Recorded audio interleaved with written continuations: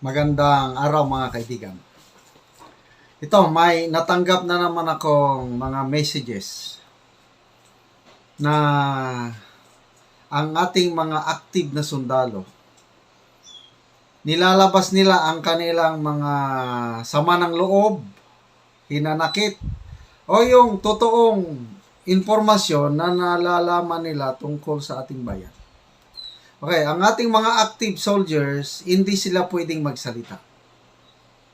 But ako, retired na, pwedeng magsalita. Kaya ang nangyayari, parang ako na yung channel. Nagtitiwala sila sa akin. O yung mga misis nila, mga kamag-anak nila, okay? Yung mga mahal sa buhay nitong mga active, maraming nanonood sa akin. Even the active, the retired. Marami pong nanonood sa akin dahil we belong to the same uniform. So, natutuwa naman ako at nalalaman ko yung kalagayan nila. Ito, i-share ko sa inyo. Though hindi ko sasabihin ng pangalan. Mamaya patawag ako ng Congress. I-reveal mo ang source mo. Bahala kayo dyan. Basta ito, isang army colonel. Ito yung mga pinadala niya sa aking informasyon. Number 1, yung tungkol sa COVID ng Pangulo. Sabi niya, si Pangulo may COVID? Hindi po yan totoo. O at least ako, na-confirm ko na dahil personal assessment ko, hindi talaga COVID ang dahilan bakit hindi siya nagpapakita. So, may mga series of vlog na ko dyan na baka may ibang dahilan. Baka may sakit. So, ito, confirm. From an army colonel in the active service, sabi niya, hindi totoo, sir, na may COVID ang Pangulo. Okay.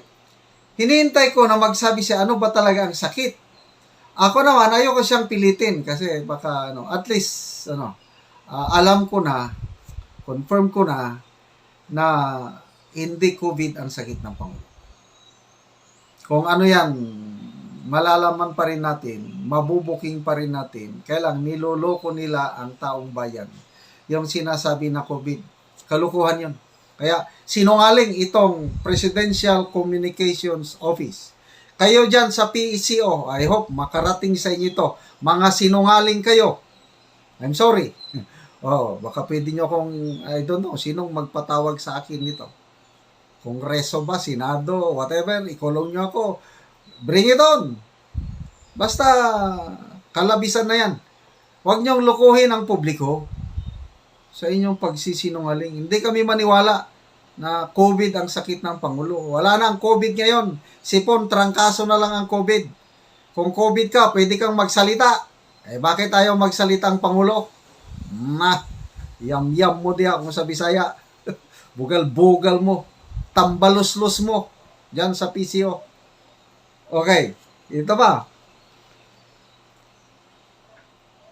Next, akala ng Pangulo, kampi niya lahat na nakapaligid sa kanya. But no way, sabi niya. Sirang-sira na ang Pangulo sa hanay ng mga men in uniform. Ito ang kanya. Sirang-sira na ang Pangulo.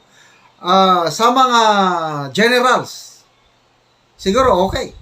Told nila if you stop, sabi niya, natutuwa kami na magkakaroon ulit ng peace talks. Yan ang statement ni General Browner. But knowing him, kahit si General Galvez, General Anyo, told the line, yung bang susunod na lang. Wala silang magawa kundi sumunod. It's a political decision.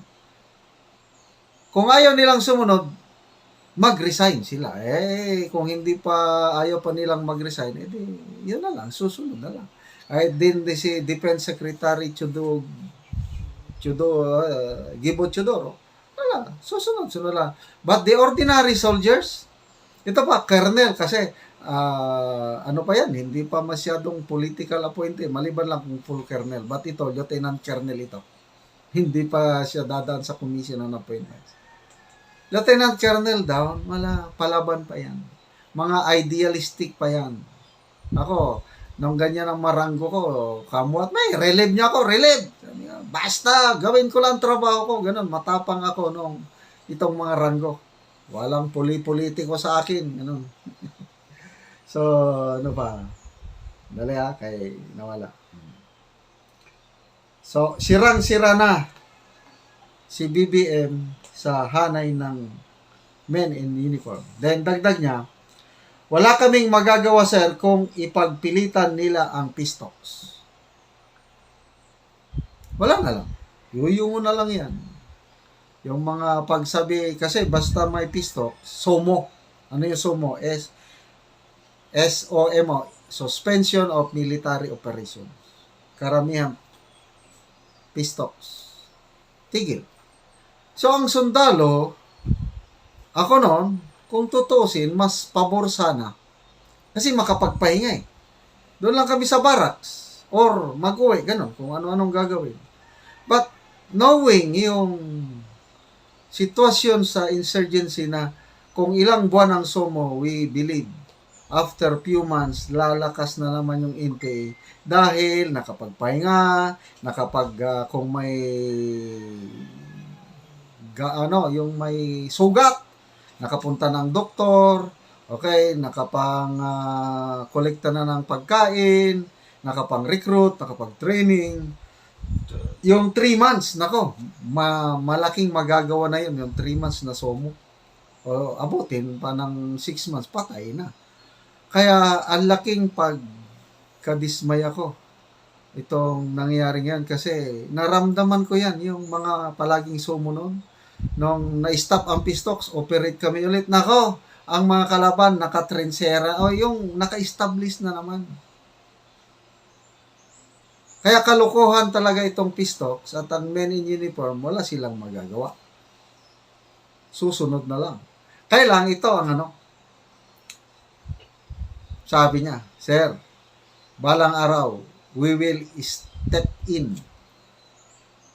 Yung right timing, gagalaw kami. Yan ang masama.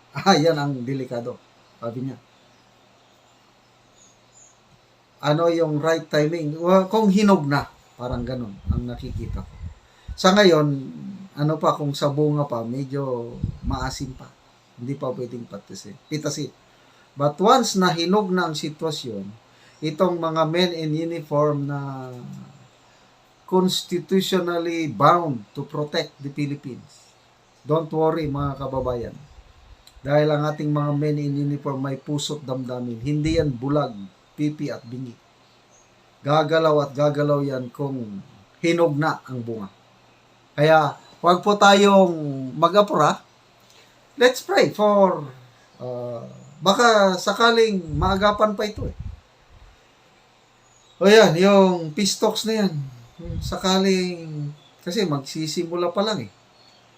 Sana, kahit mag-pistoks, okay lang sa akin, basta walang suspension of military operations. Tuloy-tuloy pa rin ang kampanya ng AFP kung anong ginagawa panahon ni Tatay Digong, even up to now, ginagawa pa rin. Walang tigil. Okay lang yun. Tapos, hindi ma-abolish ang NTF-ELCAC. Tuloy pa rin. Hindi ma-repeal yung anti-terrorism law na gustong ipa-repeal o pawalang bisa ng mga makakaliwa. Hindi mawala yung terrorist tag ng CPP-NPA at hindi i-release ang mga political prisoners. Yan. Ito kasi yung mga demands ng CPP. Pag hindi nagbigay ang gobyerno, wow, okay. Pistoks, sige, pistoks. Pistoks sila. Basta, tuloy-tuloy lang kung ano yung nasimulan. Ang problema lang, gastos lang sa taong bayan. Kasi, kakain ng mayan, titira sa hotel, pupunta pa sa Norway, Oslo, plane ticket, baka abutin ng billions of pesos ang magastos natin sa walang katuturan na ito na pistoks. Okay, so, to the Army Colonel na nagpadala sa akin ng kalagayan, advice ko sa inyo is, ano lang, habaan ang inyong pasensya. And then magdasal sa Panginoon, yung bigyan kayo ng wisdom kung ano ang magandang gagawin. May God protect you, mga kabaro ko sa active service. Sana makaretire kayo ng mayos, katulad ko. Wag na kayong sumunod sa aking apak na mag-vlog. Nakakapagod po ang vlog.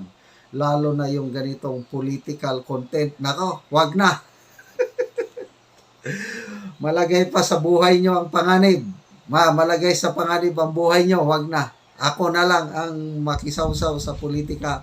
Mambatikos sa gobyernong ito na walang ginawa kundi manloko sa katauhan.